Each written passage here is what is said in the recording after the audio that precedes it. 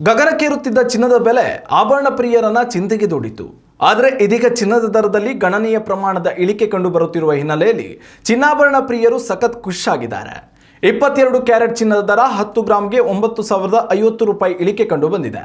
ಪ್ರಸ್ತುತ 22 ಕ್ಯಾರೆಟ್ ಚಿನ್ನದ ದರ 10 ಗ್ರಾಂಗೆ 1,43,600 ರೂಪಾಯಿ ಆಗಿದೆ.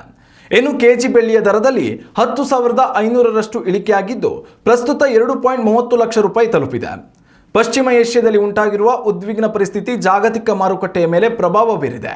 HDFC ಸೆಕ್ಯುರಿಟೀಸ್ನ ಹಿರಿಯ ವಿಶ್ಲೇಷಕ ಸೌಮಿಲ್ ಗಾಂಧಿ ಅವರು ನೀಡಿರುವ ಮಾಹಿತಿಯ ಪ್ರಕಾರ ಮಧ್ಯಪ್ರಾಚ್ಯ ಯುದ್ಧದ ಹಿನ್ನೆಲೆಯಲ್ಲಿ ಕಚ್ಚಾ ತೈಲ ದರ ಏರಿಕೆಯಾಗಿದೆ.